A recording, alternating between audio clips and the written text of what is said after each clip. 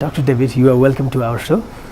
Thanks so much for having me. You are welcome to Nepal as well because this is your first visit. That's correct. Yeah. You didn't have time to experience Nepal, in fact, because it's very short time, right? Far too short. I hope on my next visit that I'll be able to take many more days to see not just Kathmandu, but obviously the wonderful countryside and the mountains that you have here. But felt it was really important to get here now because we see such potential from Nepali students who want to study in the US. And so this is the first of what I hope will be many visits. Now let me concentrate on your programs 2+2 because like Pathway program is very common program even in UK and some other parts of the world, like even in Australia there is TAFE program, which is vocational program and which is credited to the university. So can you just enlighten to my viewers about 2+2 program? I've been studying education systems around the world and working with different governments for the last 25 years. And when I started that work back in the mid-80s, the US was #1 in the world in terms of providing access for its young people to get a degree. Because after World War II, we had the GI Bill and we made it possible for students, whatever income, to be able to afford to go. Unfortunately, over the last 25 years, while the US has not advanced much in this, the rest of the world has expanded greatly, increasing their educational opportunities, which is wonderful in places like China, Korea, here in Nepal and others. They are catching up and surpassing the US. And so the big challenge in the US is not that people are not going to college. Nearly 2/3 of young people start, but only about 40% are finishing their college degree. And so what we need is a system that offers students both a better academic preparation, but also makes it more affordable for students to get their degree. And so we designed the American Honors Program with this 2+2 model to make it easier for students, particularly students whose parents may not have been to college themselves, who don't have all the supports and guidance at home, to help them to get to their dream university and to reduce the inequalities in the system where if you're very bright but you don't happen to have been born in a wealthy family, we don't want that to stop you from going to university. And what we found is in designing this program that all of those same supports work extremely well for international students who want to get to a great university, but they may not have the savings or the resources to pay for all 4 years at a college or university. And so this gives them a chance to do 2 years at a more affordable level and then to be able to transfer to their dream university for the last 2 years. And having good education in community college for 2 years and they will transfer into the university what they desire, because you have mentioned that the credit transfer will go for more than 100 universities, isn't it?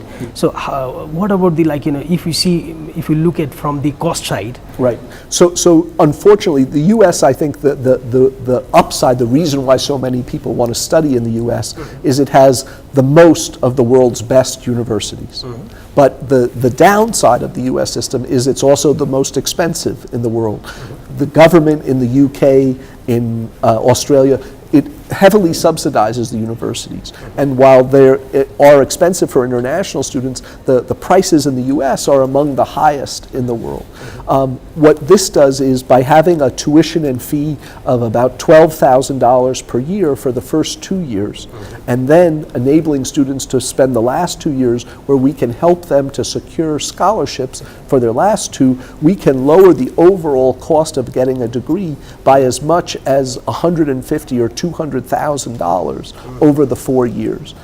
We have students, last year 2 of our international students got full scholarships at University of Rochester. We have students at USC, at Stanford, and other great places getting full scholarships. And many of the students who don't get full scholarships can still get significant partial support for their last 2 years. And so the program is a savings both for the first 2 with us, but then when they transfer. Cost matters a lot for them. Huge amount, yeah. But in the meantime, if they go to to get further information, like in US Embassy and all the other places, do you think that they recommend for this kind of programs? Because we have received so many queries from the students that they are saying you have to go for the best university, you have to choose that, so that you can secure your future. Yeah. So don't you think that you have to give this information to the concerned authorities like embassies, so that they can Absolutely. So we've heard a lot of questions today in the seminar,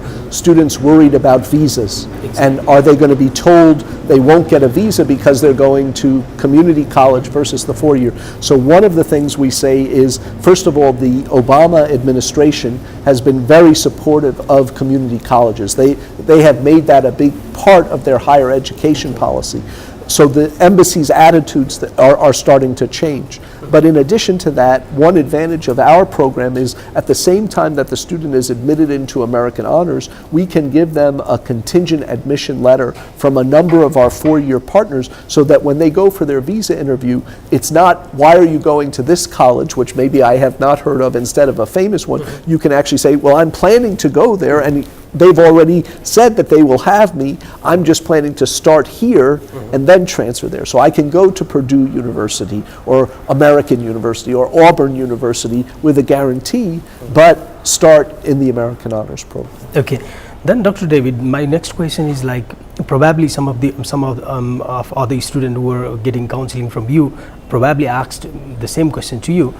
For an instance, let's say some students enrolled into 2+2 programs at community college, but if they wish to drop out after 2 years, then what does it happen? They will have knowledge, some sort of knowledge, but they will not have certificates, isn't it? Well, they will have. So one of the advantage of this 2+2 model is that students, after 2 years, they receive an associate degree, which is a recognized qualification similar to the qualification you would get in diploma or something like that? A diploma in the UK. So you receive a recognized qualification. You can do 1 year of work experience after. So maybe you've done that, but you're tired of studying. You can work, earn money in the U.S. for 1 year, and then go on to finish your bachelor's or come home. So you receive a recognized qualification, and you have the opportunity to work afterwards with the 2-year degree. The reason we say 2+2 is our program is really designed to help students who are thinking about going on to bachelor's or maybe even master's or PhD like yourself, and they want to have a good path to a top place, and they're looking for, how do I get that? So that's what ours is geared toward. But it is certainly very possible for students either to stop at 2 years or to take a break out and then go back and study. Okay. Then what are the choices of the courses, what kind of courses they can go? Sure. Do you have particular selective courses? The nice thing in the U.S. system, I think, as you know from your look around the world, is that with the 4-year degree and the emphasis on not just a single subject but general education, what we have is we don't require students to know just what they want to do when they come.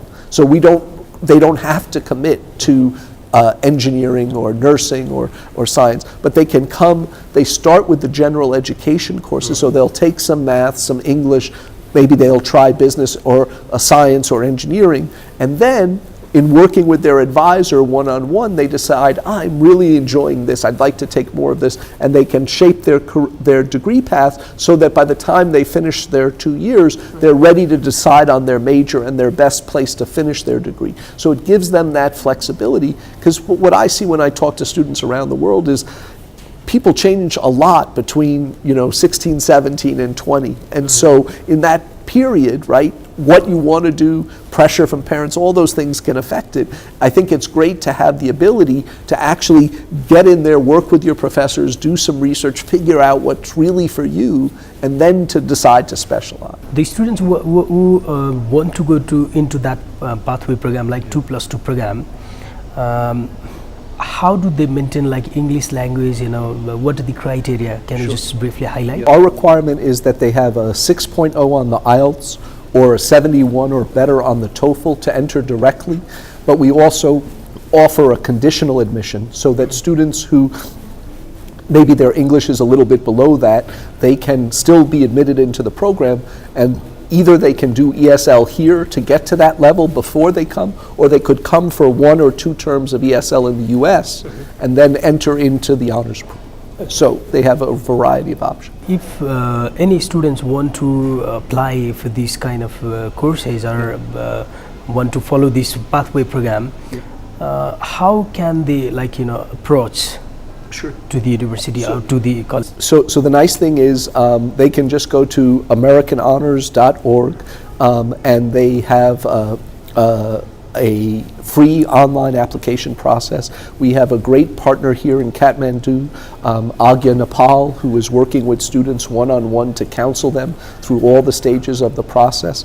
And so we have all of the supports needed, both to help them virtually from the US and here, to enable them to do it. And it's a very simple process. Unlike most US universities, we do not require the SAT or the ACT, just the English language proficiency, because we found that those exams tend to be highly associated with income level, and so we don't want to discriminate against students based on. We have thousands of peers who have interest to go to abroad and secure their future having international education. Sure. Well, I would just say to them, whether it's American Honors or a different international option, I'm a great believer in international education. I had it myself. You know, I did my first degree in the US, but I had never been outside the US. I had an opportunity to do my PhD in Oxford and changed my life. You know, changed my perspective on the world, met my wife over in England, and so I think in today's global economy, there are few things you can do that better prepare you to succeed and take advantage of all the opportunities than to have the chance to study in another country. It's not just the degree, but it's the people you meet from around the world. It's the different global perspective you get from seeing different cultures, living with people from so many places, that it's really hard to match that in any way. And so I know it's a difficult process, but I would encourage folks that if they possibly can, that it's a great opportunity for them to do in so many different ways, to take advantage of international education. It's my pleasure to have you on my show. Thank you so much for your valuable time and information. Thank you very much. It was a great pleasure to be here, and thank you for having me. Thank you so much.